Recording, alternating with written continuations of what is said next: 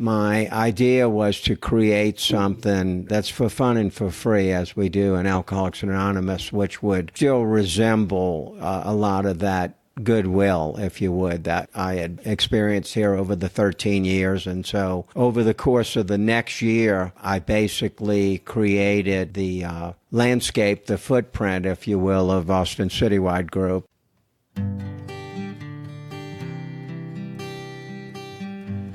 Well, hello, friends of Bill W. and other friends. You have landed on Sober Speak.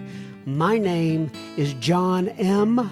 I am an alcoholic, and we are glad you are all here, especially newcomers. Newcomers, that is, both to recovery as a whole and newcomers to this podcast. Sober Speak is a podcast about recovery centered around the 12 steps of Alcoholics Anonymous. My job here on Sober Speak is simple. My job is to provide a platform to the amazing stories of recovery all around us. Consider Sober Speak, if you will, your meeting between meetings. Please remember, we do not speak for AA or any 12-step community. We represent only ourselves. We are here to share our experience, strength, and hope with those who wish to come along for the ride. Take what you want and leave the rest at the curb for the trash man to pick up. Well, hello, lords and ladies. That was the voice of my friend, Mr. Harris S., that you heard at the beginning of this episode, and we're going to hear much more from him in just a moment. But first things first, this episode, the one you are listening to right now at this very moment, is brought to you by Noel. Noel went to our website, soberspeak.com, clicked on the PayPal donate tab, and made a contribution. Thank you so much, Miss Noel, for your generous contribution. This episode is for you. In fact, I'll probably sing a little song for you here. Noel, Noel, Noel, Noel, born is the King of Israel. I must apologize right on the very front end of this episode for singing that song. But nonetheless, Noel, you know what? And it's always kind of confused me. How do they turn that word Israel into Israel? I guess it's just poetic license. I don't know, but I've never known anybody who told me that they came from Israel. Nonetheless, I digress. All right, so I will be the chairperson for this meeting between meetings, and I am truly honored and privileged to serve all of you who will be listening in. And you can't see it right now, but I'm doing my little namaste hands and kind of bowing to you. Yes, you listening right there in your car, or listening as you're running, or listening in your kitchen, or listening whatever you're doing. By the way, you know, when people write in, I love to hear what they're doing when they're listening to the podcast. Now, keep it PG, if you will. Maybe I don't want to know everything, but nonetheless, you know, I always say a little prayer before I start these things, and I think I'm going to be straight-laced and just keep it between the lanes, if you will, or between the gutters, but I always have a tendency to go a little off track. I don't know if that's good or bad. Nonetheless, I want to start this with an iTunes review from Miss Tara. And Tara said, all around great is this podcast. John, this really helps. Today is 2 months. Never thought I would get here, but I am feeling empowered and confident and grateful. Your podcast really helps me. Thank you so much, Tara. Well, that's great, Tara. I am so glad that you got 2 months. Thank you for writing that review. I do appreciate it. All right, so this is the last time you're going to hear me. I don't know if this is the last time you'll hear me talking about Sober Speak Live, but this is the last time you will hear me, saying that we're going to have this particular event, because by the time you hear the next Sober Speak, we will have had this event already. So, what do you ask is the significance of August 30th at 7 p.m. Central Time on this planet Earth? Well, we are going to have a big old shindig in Frisco, Texas. This is an open meeting of Alcoholics Anonymous, and all are welcome to attend. If you're in the North Texas area, and you can attend the event, you can go to our website, www.soberspeak.com, and the particulars are laid out there at the top of the page.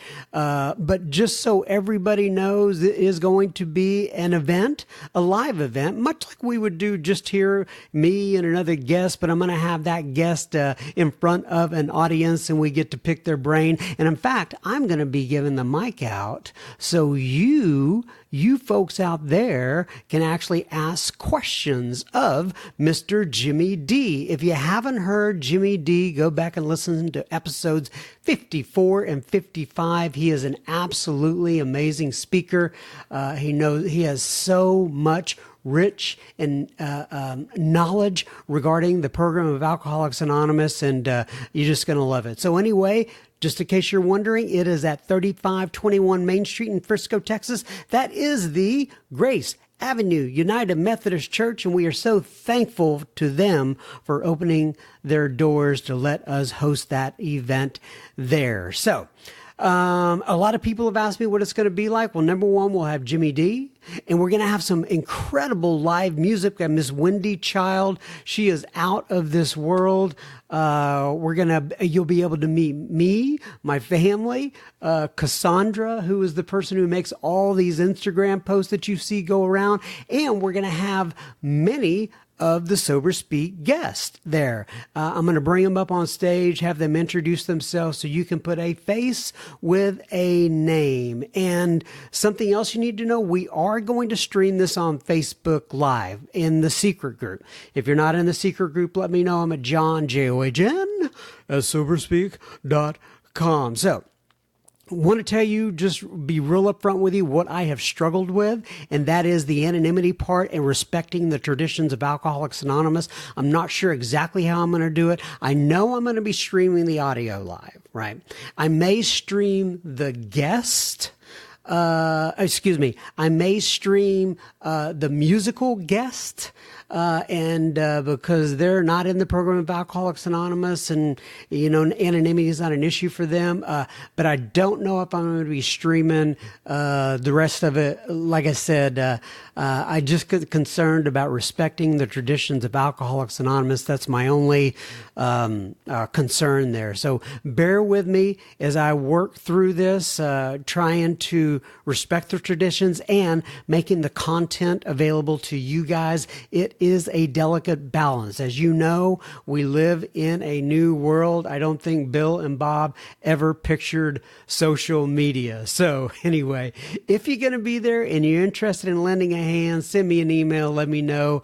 Many hands do make light work. In other words, if you would like to be a volunteer. All right. So now a couple of pieces of listener feedback, and then a little bit about Mr. Harris, and then we'll get right into his episode. So Joanne wrote in, and I love this one. She said, "Hey, John, Joanne W. here. I just wanted to tell you how very much I appreciate you and what you are doing on Sober Speak. When I heard your first episode, I thought to myself, quote, this guy's different, unquote. Wasn't too sure about you, but now that I have listened to many, this is what I think. You are different in such a delightful way. Exclamation point. I think that's a compliment. Well, thank you so much, Joanne. You are able to take whatever experiences your guests are sharing with you, sometimes horrific tales, and always find their hope and recovery. Because these things happened in the past and were survived, you are able to talk to them in all seriousness, also with laughter and joy. What matters now or these are recovered lives. They are full-on present-day miracles. Very well put, Miss Joanne. I tune in daily to discover what kind of miracle you and your guests will be sharing. You make me laugh out loud, which I haven't done for a long time. And for that, I am grateful. John, you are helping so many people who are on the recovery road, and we are sincerely grateful. Thank you so much. Please keep doing what you're doing, smiley face. And then it says, sent from my iPhone. I guess I didn't need to read that part, but it says Joanne, and then she's got and I don't know if you call these emojis, like a picture of a dove flying with I believe that is what kind of, I bet that's an olive branch in its mouth. And so anyway, thank you so much, Joanne. I do appreciate that. I just said do nonetheless. All right. Rebecca writes in on the Instagram. Notice how I said that. Don't I sound cool? The Instagram, the IG, coming at you from the IG. She says, John, thank you very much for your continued work. I found your podcast in a moment of desperation when I needed a meeting but couldn't make it to one. I'm a grateful member of Al-Anon, listening to your program, and the speakers you bring on gives me much needed serenity. Sometimes I put it on for 20 or 30 minutes during my work lunch or while walking to the train in the morning. Though a member of Al-Anon, this podcast helps me so much. It inspired me to go to my first open AA meeting. And I listen with an open heart. I'm learning so much about compassion and patience. Thank you so much for helping me listen, Rebecca.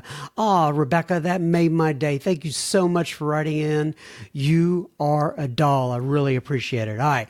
Now, we're going to be having some additional listener feedback at the end of Harris's episode, but a couple things. If you're not following me on Instagram, I would appreciate it. I'm at SoberSpeak, all one word. And if this episode that you're about to listen to, or any of the other episodes that you have listened to so far, have touched you, or you think that this may be the message that somebody else needs to hear, please pause your device and share that with a friend or family member. I sure would appreciate it. All right. Now here's my friend Harris. He was or is the founder of an organization or an event, I guess is what you would call it, called Austin Citywide. And the vision for this event to him, for this event came to him in a dream. The event has grown by leaps and bounds over the years. Harris is an excellent example of an individual that listened to that voice inside them, and then they followed it up with action. We'll talk about Austin Citywide at length in this episode, and then we're going to dive into a portion of his story right toward the end of this episode, and then we're going to have a follow-up episode detailing Harris's entire entree into Alcoholics Anonymous. By the way, you will absolutely love his New Orleans accent. Without further ado, ladies and gentlemen, please welcome the one and only Mr. Harris S. Okay, everybody, so today we are sitting here with my friend, Mr. Harris S. Can you say hello to the audience there, Mr. Harris? Hello, everybody. Why don't you go ahead and give your sobriety date while you're at it as well? I will. My sobriety date is March 14th, 1989. March 14th, 1989. Now, I don't know if we discussed this before I got on, but I am actually an 89 model as well. Well, there you go. Great minds think alike, as they say. That's right. Okay, so let me go ahead and describe the setting here first before we get started. So Harris and I are in attendance at a conference called the Mountain Conference, right? Is that where I am? Crested Butte Mountain Conference. The Crested Butte Mountain Conference. And we are sitting here. We're not in my my normal, quote, studio, which is basically just the guest bedroom in my house. We are in what we call Studio B. In other words, we are sitting here at the kitchen table of the condominium where me and my family are staying up here in Crested Butte. So if you hear some noises in the background, like people coming in and out of the condominium, that'll be my family. And you also may hear some noises coming from outside. But isn't this a great place to be, Mr. Harris? Yes, it is. It's my 26th time attending this conference, and it's been a real catalyst in my recovery. 26 times.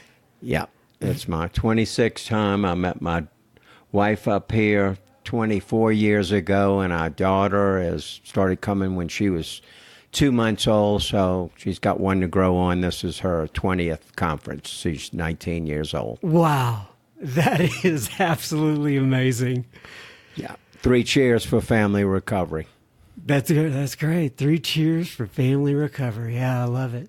So speaking of family recovery, okay, well, first of all, when we met last year here at actually, we had met before the conference last year, but when we spoke last year at the conference, I had told you that I had started up this little thing called Sober Speak, and you were interested in it, and kind of were asking some questions in it, and, I was wanting to get some people on it that I knew. You were definitely one of those. We had a little conversation about that, and then we agreed to kind of come and get together here at this conference this year and get you recorded. And so one of the things that I wanted to talk to you about is, well, let me tell the audience first. Harris started an organization. Some of you may have heard of it. A lot of folks down here in Texas, when I go back home, when I get to Texas, a lot of folks in Texas are very familiar with the organization. It's called Citywide.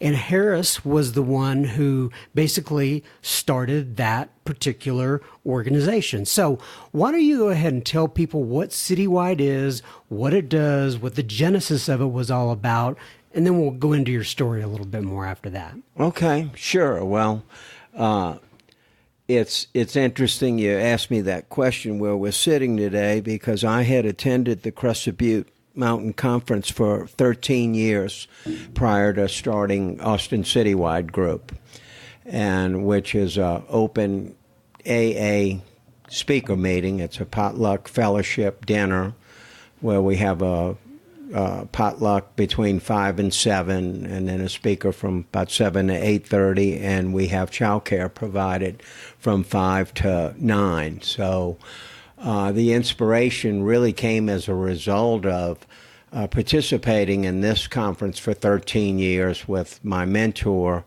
one of my mentors, David Musselwhite, who is the founder of the Crested Butte Mountain Conference. And I got to know David over the years, and one thing led to another, and being from New Orleans and sort of, just from a hospitality background and culture and family and food, and I just saw a lot of synergy between where I came from and my experience with this conference and participating in it over the 13 years prior to then. And what actually happened, to make a long story short, is I was awakened as sort of like Bill Wilson was, in terms of I had a dream and I was awakened suddenly, and it was sort of like a utopia moment of, wouldn't it be nice if we could have something that vaguely resembled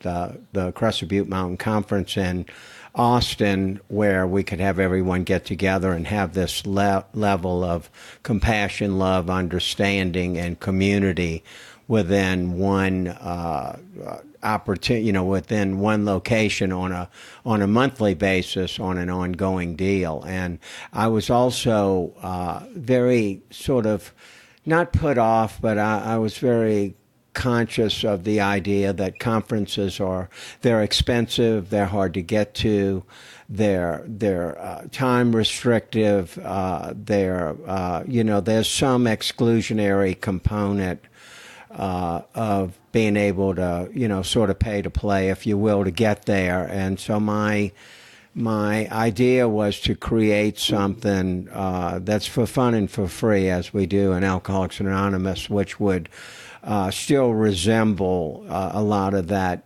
goodwill, if you would, that I had experienced here over the 13 years. And so over the course of the next year, I basically created the landscape, the footprint, if you will, of Austin Citywide Group, and my components were that it would create the template would be replicable, duplicable, and transferable were the criterion of which I created the job descriptions that would put on the event. So okay, so let's talk about that real quick. Okay. You wanted something that could be replicated. Yes. Am I understanding? Well, I know it's been replicated in at least a couple places. Where else has it been replicated? We started, Austin Citywide Group was launched March 17th in 2007 at St. Michael's Church in Austin, Texas. And we had the capacity of about 240 people, and we had 280 people at the first meeting. And so I'm like, oh my goodness, it's going to be like a Mack truck the next month. And so the deal was, I also, having had a lot of experience creating groups in Austin, Texas, I knew that what was important is that it would be the same day of the month every month. So it's a monthly speaker meeting, and we designated it the third Saturday of the month. So the only problem with that plan is the next month it was going to be a train wreck, because it was going to be obviously probably a lot more people than that. And through the power of Alcoholics Anonymous, and I do believe good spiritual karma, if you will, the powers took care of that, and we were able to move the event to Riverbend Church the next month. It was sort of like the Red Sea opened, and they had a much larger venue, and we were able to move it there in April. So getting back to your question, 2 years after that, in 2009, we started Houston Citywide Group in Houston, and then several years after that, we started Dallas Citywide Group.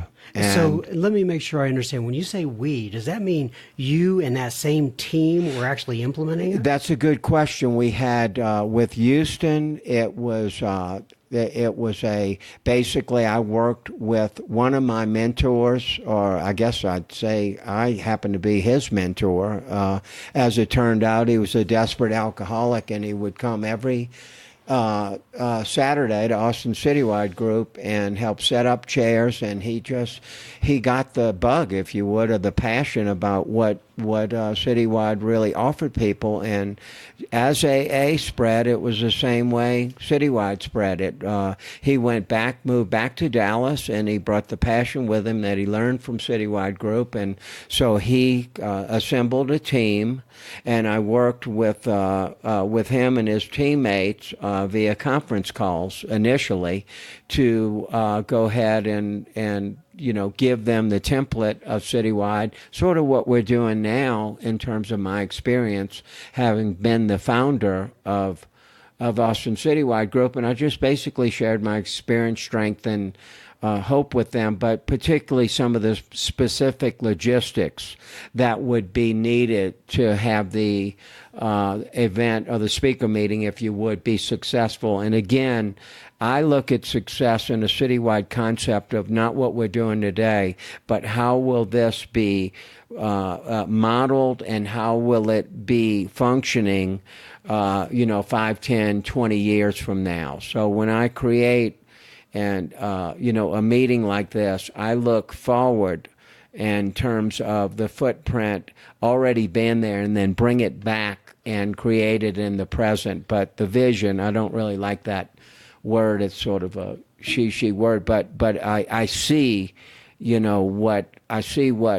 how I would like it to be represented, as in its utility to newcomers. And if there are any of you out in the audience, I hope perhaps this might spark your interest as to you know that there's a place that you can go. There's no expectations. You can go and get there, and people will be there to meet you and care for you and be your friend. I was also very taken by the concept of a theme being modeled with the Citywide concept. The theme of where we are in Crested Butte right now is the spiritual life is not a theory. We have to live it. And I saw that for 13 years prior to creating Austin Citywide Group. And so I took the concept of what is Alcoholics Anonymous, and if I had to break it down to its simplest component, particularly with people, again, that aren't here. So you may be 10, 20 years old, and you may get here when you're 30 or 40 years old, but what would that be like and feel like, and what type of entry would you have into a space where you would feel welcome? And my wife, who's been sober a couple years longer than me, and my daughter, who had been going to the conference, as I mentioned, since she was a little girl, I started talking to them about that, and we collectively really came up with the theme of Austin Citywide Group, which is make a friend, be a friend. And that continues to be the theme of Austin Citywide Group, going on 13 years later now. Do you remember how and when that phrase came to you? Is that from something? Yeah, actually, that's a great question. And I specifically remember it as I awakened from the dream that I had a year earlier, and it was modeled by the end of Bill Wilson's story in chapter 1, and it says, simple talks around kitchen tables and a widening circle of peace and will and goodwill on earth to all men. And so I had the idea sitting around a kitchen table and where there's food, camaraderie, community, and relationships. And I thought, Bill's story back then, when I had the idea awaken from that dream that I said, and I was startled. And a year later, when we're getting ready to really get closer to launching it, after I'd done a ridiculous amount of work spiritually, emotionally, and physically to construct, the organization. Really, it was a dimension of the fellowship. It just struck me that what am I creating? What is this? And it was a vehicle to communicate. And I think one of the simplest forms of communication is via friendship. And, so hence the theme came, make a friend, be a friend, which I think is really the simplest component of Alcoholics Anonymous when it's broken down, because it always comes down to that.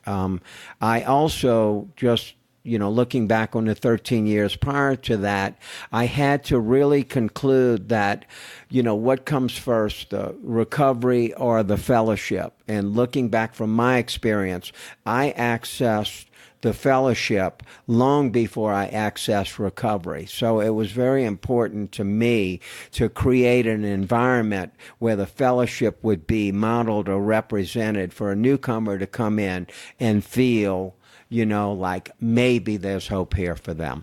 And that's exactly what we try to do on Sober Speak, as I was talking to you about earlier.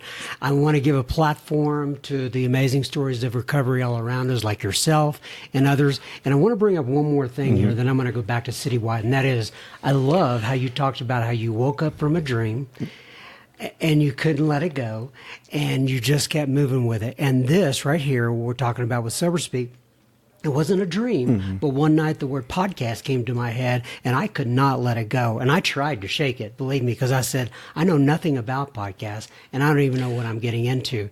And if you're out there and you have some sort of idea, some sort of spark within you, listen to that spark, move with it, and run with it. Yes.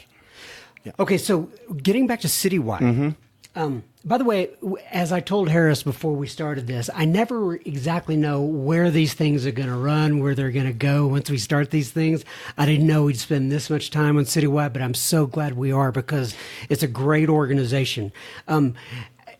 If so, can you give a brief description of what a citywide, I know you have already, but if I'm maybe go into it a little more, if I'm walking into a citywide event, what should I expect? Okay, that's a fair question. Well, again, I identify with Citywide in terms of the construct of Alcoholics Anonymous as an organization that I am regarding when you mention organization. I think collectively Alcoholics Anonymous. And so if I am a member of a group, for me in particular, in Austin, Texas, what I found back in 2005, 2006, we had something called Katrina happen, and I was taken by that. You know, I had some family members almost died. I know people that died, and that had a huge impact on me in terms of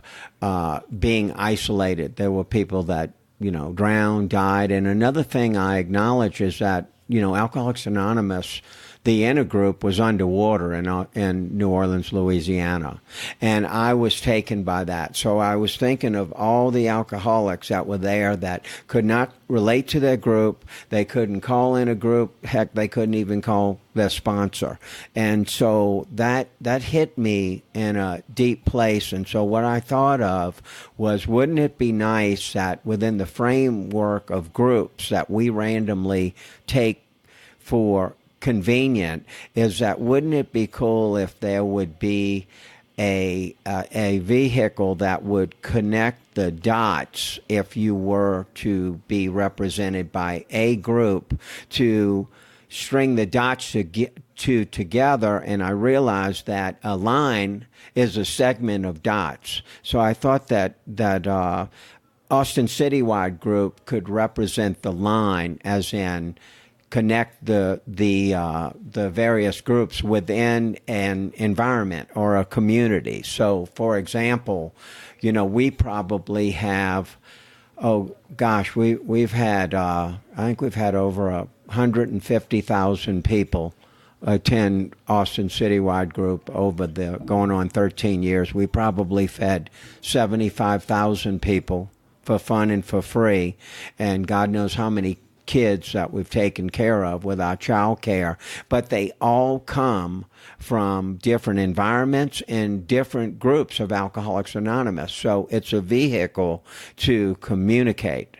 And what happens in Citywide is we get a lot of treatment centers, because treatment centers have found that it's a vehicle to not only fill a Saturday night, but a great means to introduce people new to recovery to something bigger than themselves. And, on any given Austin Citywide group, we can have between 600 and 1,200 people attending each meeting. So someone can walk in and they may, meet people from, 10, 15, 20 different groups that are attending Austin Citywide Group, which is the collective consciousness of Alcoholics Anonymous within Austin, Texas. So it's a framework to connect. But not only that, now we've had people from all over the city, country. We have people from other countries, and I've been in, spoken in California, and we've had people, I'll be speaking and, I went to Austin Citywide Group in Austin, Texas. And so it's a means of exchange, and exchange is relevant to recovery, because at the end of the day, that's what we do. We share our experience, strength, and hope with each other, just to stay sober for today. So it's a means of connecting the dots within the line of Alcoholics Anonymous within a various community is how I would explain that. And just so people know, there's always a speaker there, right? Kind of as the centerpiece. if Yeah, you will. so the framework of the group is that we have it's actually an interesting gig. For starters, no one gets paid. I've never, it's for fun and for free. And I have an extensive background in restaurant, catering, and corporate medical sales. So I come from a crazy a large family. Let me reframe that. I wouldn't say so much crazy, but I'm qualified to be here with 5 brothers and 4 sisters and 100 first and second cousins. So I related to large numbers, volume, moving parts, and details. And Austin Citywide Group, we start at 2 o'clock, and it's strictly voluntary to come and help set up. But within, Austin Citywide Group, we have like 18 different components of service. And it's sort of like a ballet. You go in and you're seeing the ballet, but you don't know what it took to see that, actor, if you will, or the ballerina up there how'd they do that? Well, the way Citywide works is there's, literally hundreds of people that work together to beyond the scenes to make when the newcomer come in feel and welcome as in they're the only one in the room. And that takes a lot of planning. It takes a lot of detail. And it takes a lot of, people that want to live outside of themselves to, implement the principles of Alcoholics Anonymous, which is to be useful to other people. And through there, we're given a good life. But it is totally voluntary, and it's month to month, and people show up, and most of the positions are a 2-year position, a commitment to various avenues of service. I don't even think I need to go into all of them, but being the founder of Austin Citywide Group and sort of seeing the big picture, if you will, I sort of took about 5 of those positions by myself initially, but that sort of comes with leadership and creativity and the drive to create something. And it's part of it's just part of it's just what happened to me. I don't mean to personalize it, but through the experience, and I was the event coordinator for the first 5 years of Austin Citywide Group. And if you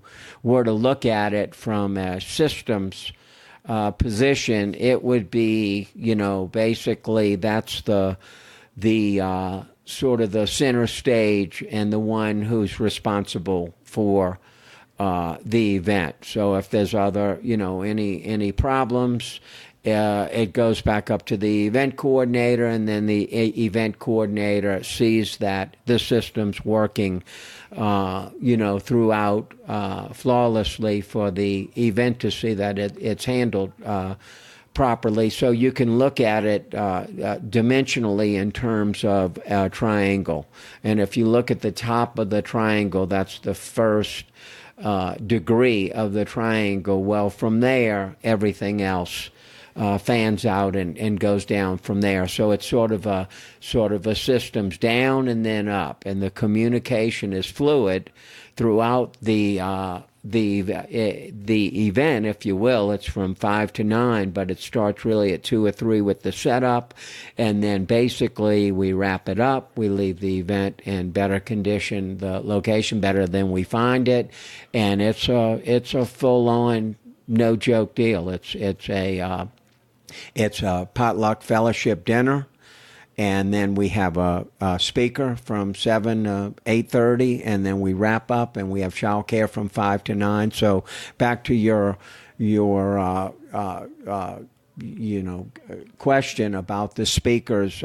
We had primarily local speakers for the first 2 years. My criterion, and again, since I created it, I created the criterion, which has changed through the evolution of new leadership, I believe, which some of it I think has fared well, and some of it, to be honest with you, I may not have changed at all, but my criterion initially was the speaker had 15 years of sobriety or more before they spoke for us. And I also had enough experience with being an active member of Austin AA group and, throughout the country, that I had the ability to attract people with that level of service and experience to speak. And I think what's happened throughout some of the years is maybe that sort of has changed, as in maybe some of the people don't have quite the experience or the depth of those type of speakers throughout the country with their experience. But I do want to say I didn't arbitrarily come up with that number. There were two people that spoke at actually this conference that I had seen, and they were 10 years and 12 years, and they sort of got out on the concept of a circuit as sort of a joke. They call it circus. Maybe that's better represented, but there is no hierarchy in Alcoholics Anonymous, but ego is a huge component of our disease. And what I had discovered is I saw people that were just getting out here on a national level, if you will, and getting a lot of exposure to speaking. And what happened to them is they got drunk shortly after they, 10, 11, 12, 13 years. And so observing that, I just raise the bar a little bit higher. It doesn't mean it's right, wrong.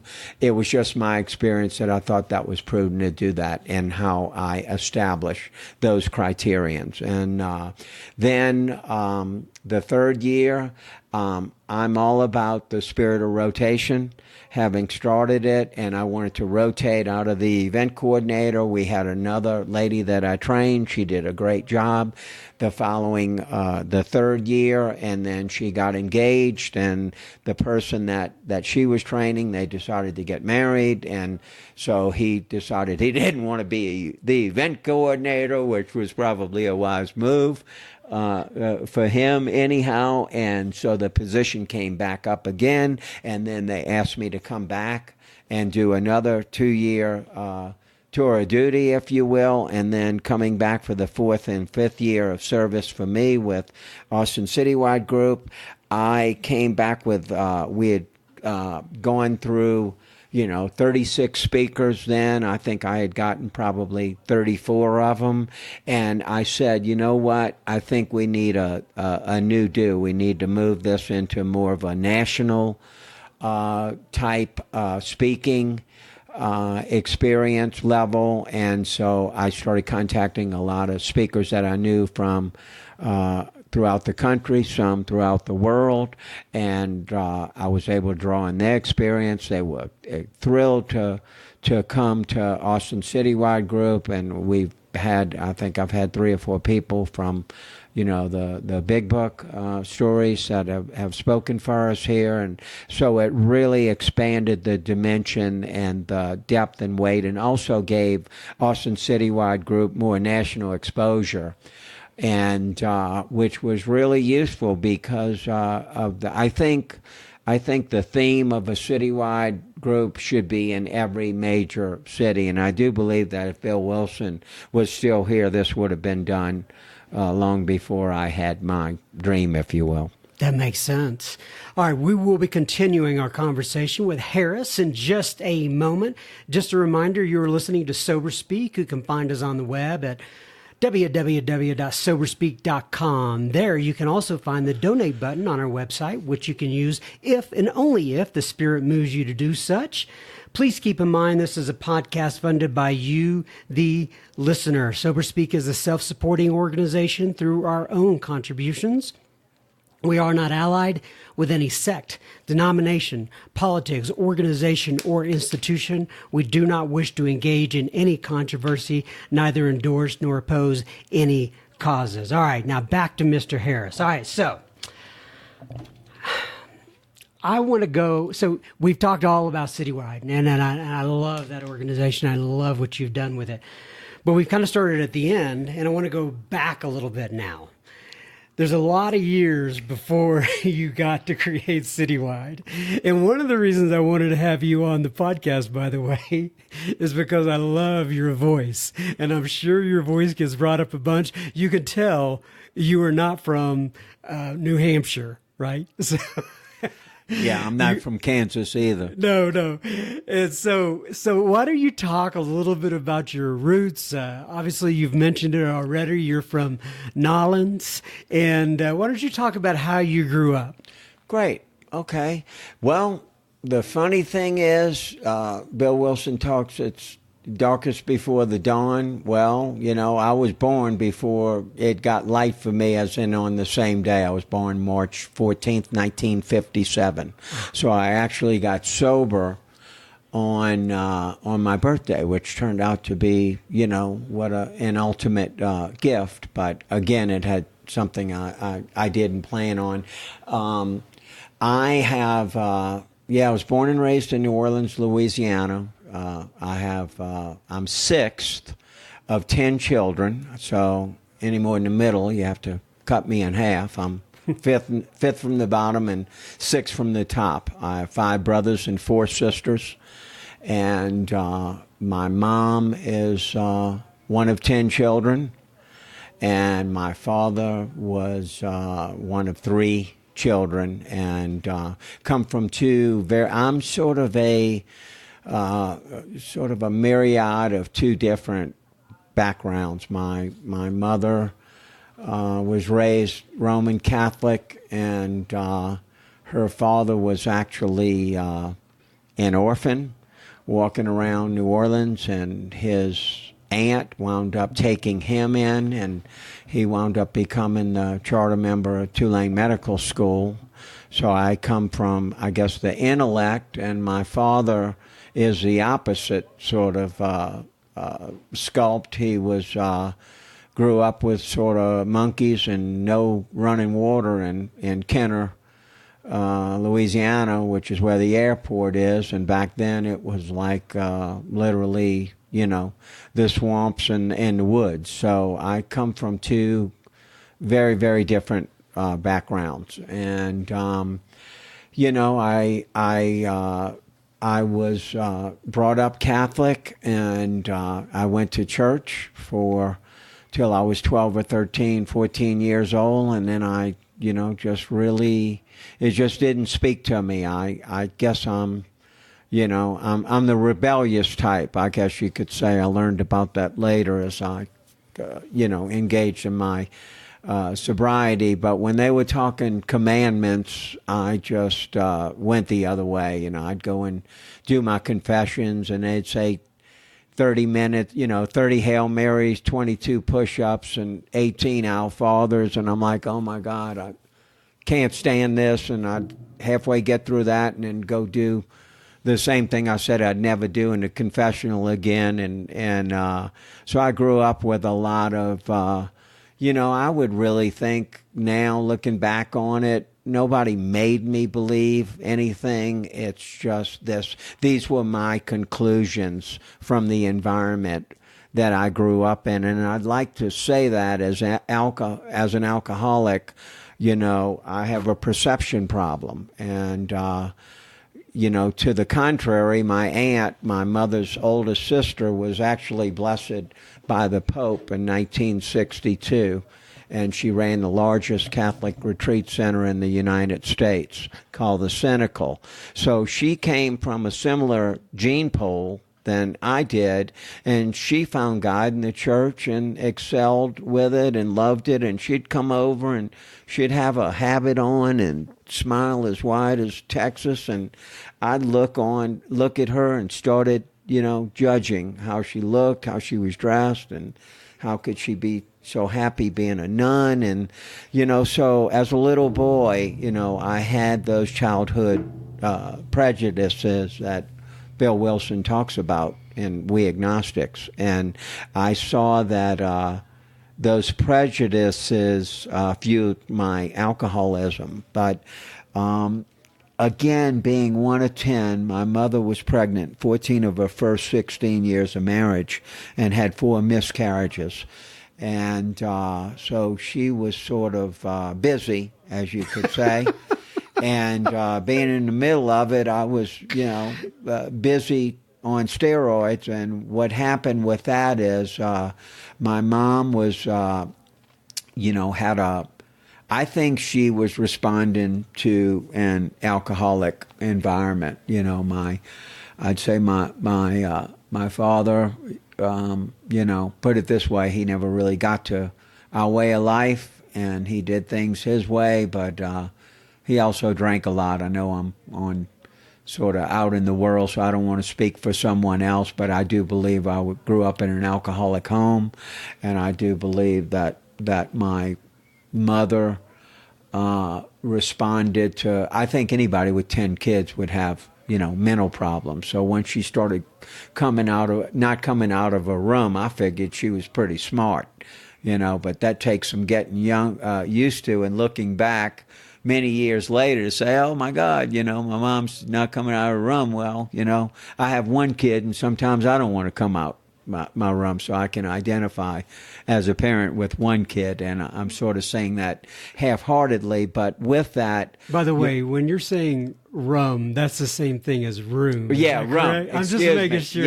Yeah, rum and rum for alcoholics in New Orleans, there's really not much distinction. Then I saw a story in the big book that said rum, radio, and something else. I said, I think I need to read his story. It reminds me of myself. But to articulate a little bit more on that, I had my when I was I was under 1 year old. I found this out when I was in treatment in 1989, and the family secrets sort of start coming out, and sort of what happened to you. My mom came to my treatment there in Scottsdale, Arizona, before I got kicked out of treatment, which is another story. It's got rather entertaining itself. But sticking to my background, I discovered that, my mom was on a lot of psychotropic drugs that were given to her, not uncommon back in that time, by psychiatrists, psychologists, and I got into some of my mom's, what Mick Jagger described it as mother's little helper. I described it as Black Molly's, as I understood. Well, I took a handful of those when I was 1 year old, because they were laying on the floor and I didn't have anything better to do. So once I took them, and I started going about 800 miles an hour, they were planning on going to a drive-in movie. So she called the doctor and said, hey, I think my son may have got into some of my medication. And he said, well, if he starts throwing up, bring him in. Otherwise, don't worry about it. So they took me to the drive-in movie, and I just continued to spin out of control for about 3 days, but never threw up. And so for me, when I say that I'm a miracle, and as in 2 + 2 is 4, I'm not exaggerating. And 3.5 years later, I was at my cousin's party, New Year's Eve party, and two of my older teenage cousins at the time, who were well on working their way to the story, and they were drinking. They decided they had a pint of bourbon and Coke, and they thought it would be entertaining to have me take a sip of it. Well, they gave me one sip, but, one's too many and 20 pints is not enough. Within 5 minutes, I drank the whole pint of bourbon and Coke, and went into alcoholic convulsions once they locked me in my grandmother's car, because they didn't want to get caught, and this story sort of, excelled from there. So and how old were you again? I was 4 years old then. Wow. So I had my first drunk at 4 years old, and I was very fortunate not to have an alcoholic death then. Mr. Harris, I am so much enjoying this. I think what we're going to have to do, though, is I'm going to have you back maybe tomorrow. And we're going to have to finish up the second half of this because I'm very much interested in knowing how all this turns out. Because I know you're going to go from your 4-year-old drunk into some more shenanigans, and probably you're going to get sober eventually, I'm assuming. Eventually, it happened. It was many lifetimes later, though, unfortunately. But I'm fortunate enough to be with you today, and thanks for having me. You're welcome. Okay, so I'm going to close it out with page 164 of the big book. And it says, abandon yourself to God as you understand God. Admit your faults to Him and to your fellows. Clear away the wreckage of your past. Give freely of what you find. And join us. We shall be with you in the fellowship of the Spirit, and you will surely meet some of us, like me and Harris, as you trudge the road of happy destiny. May God bless you and keep you until then. Once again, Mr. Harris, thank you for coming in today. And we will get the rest of your story here out to the Sober Speak audience soon. Goodbye. Well, that was my friend, Mr. Harris S. If you want to reach out to Harris or any of the other speakers, go ahead and send me an email to John, John. I sound like a cheerleader there, don't I? J, give me a J, give me an O, give me an H, give me an N. Anyway, send me an email to john@soberspeak.com, and I will gladly get your comments, remarks, questions over to Mr. Harris or any of the other speakers. I'm happy to do such. All right, now for a little feedback de la listener. It's kind of a little bit of Spanish, a little bit of English there. I guess you probably figured that out. Nonetheless, Anicia writes in on the Instagram, and she says, hey, John, I absolutely love Bill C. She is referencing an episode from last week. And she says, it is by no mistake that my sponsor also shared with me his recent PG talk. I'm not real sure what PG is, but anyway, he keeps showing up, so there must be something to learn and enjoy, smiley face. If I recall, you mentioned Bill C having a daily reflection post, something like Bill C at kitchentableaa.com, and you got it. If that's the same Bill C, I'd very much love to subscribe to that email. Would you be so kind to share that link with me again? Love your work, exclamation point, Anicia, 2 praying hands, 2 clapping hands, and 2 thumbs ups. Well, thank you, Anicia. Appreciate that. By the way, I've had several people ask about that. If you would like to get on Bill C's email list, it's like a daily email that he sends out, and I absolutely love it, and I highly recommend it. Send him an email to Bill, B-I-L-L-C, as in Charlie, at kitchentableaa.com. That's kitchentableaa.com. So that's kitchentableaa.com. And anyway, send him that email and he will get you on that list. He sends it out every day, and it's got a lot of good spiritual wisdom in there, a lot of quotes from the big book, other area literature, and literature outside of Alcoholics Anonymous. And anyway, I think you'll really enjoy it. And just in case you didn't hear Bill C's episode, it is EP. That's short for episode. EP number 92, and it's called Practical Spirituality and Intimacy in Relationships. Ellen writes in, and Ellen wrote in at one point previously asking if I could connect her with Buddy C from episode number 46, which is Taoism, Georgia, and Recovery, which is an excellent episode as well.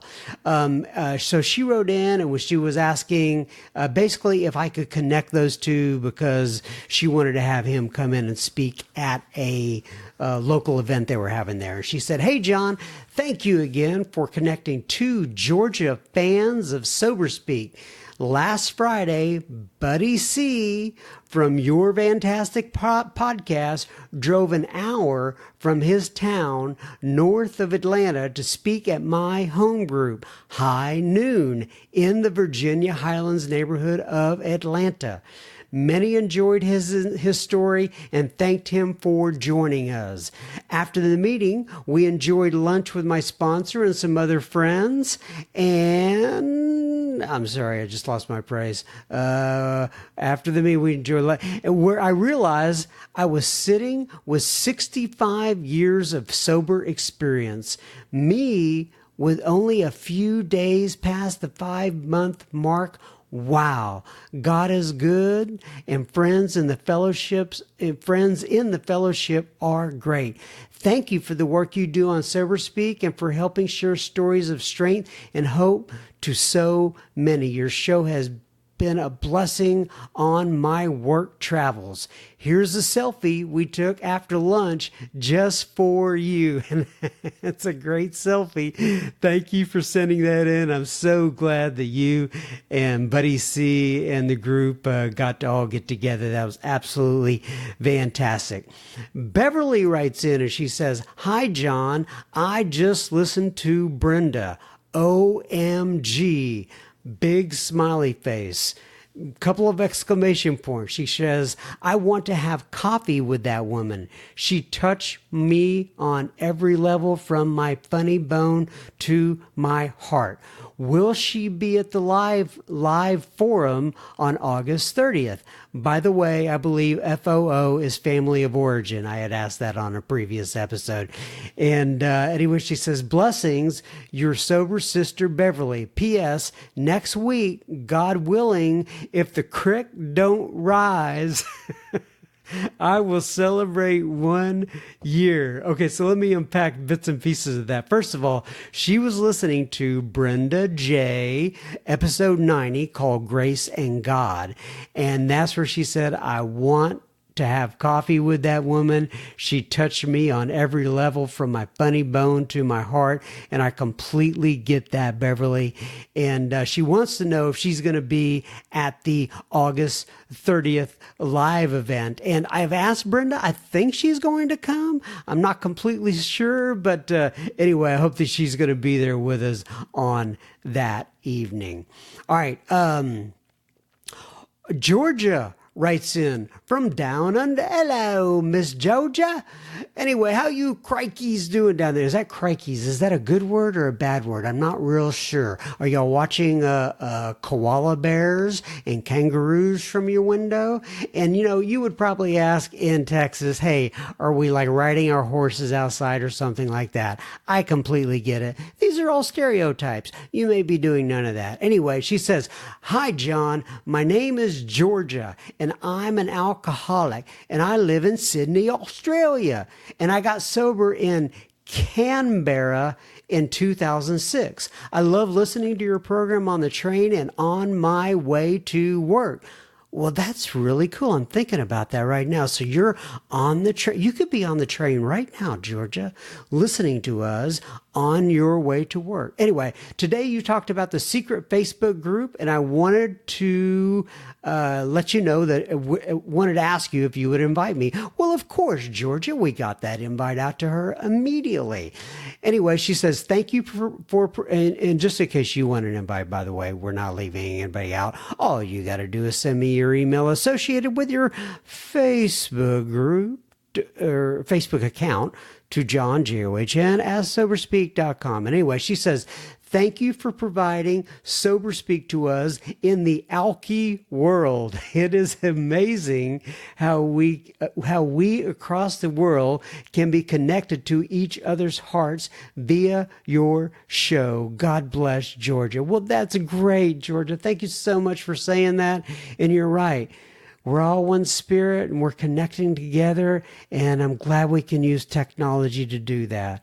It is so cool that I get to meet so many of you nowadays that I would never be able to meet you otherwise. Some of you I get to see in person. Most of you I communicate with, electronically, whether it's on Instagram or whether it's on Facebook or whether it's via email. But it is so cool to hear all the stories. Antoinette writes in. Isn't there like a Marie Antoinette? Oh, who is Marie Antoinette in history? I can't remember. I really should think about these things before I go talk about them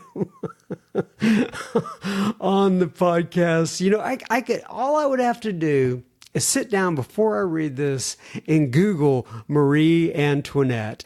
And I know that there'd be tons of information that came up, but no. I just do this raw and unfiltered. Nonetheless, all right. Antoinette says, I am a member of Al-Anon and I live in the San Fernando Valley in Southern California. I learned about Sober Speak from a speaker on the Recovery Show, an Al-Anon focused podcast. And I know that show very well. And in fact, I've had Spencer on my show before a couple of different times. And she said, I wanted to learn more about the disease of alcoholism, so I began to listen to this program, Sober Speak. I am powerless over my alcoholic, and after listening to the stories, I have a better understanding of the power alcohol and drugs have over my qualifier. Listening to the stories of recovery gives me hope where before the program I had none. I know I have no control over this illness, but by working the 12 Steps program, I can be a healthier, happier person. I especially like the speaker Ricky R., episodes number 87 and 81. He had such a practical approach to working the steps, and I have listened to these posts more than once. I think listening to these stories of recovery, strength, and hope helped me to stay calm when the ongoing issues of active alcoholism flare up. Thank you for your show, Antoinette. Well, you're welcome, Antoinette. Thank you so much for writing in. I'm glad we can be a small part of your journey.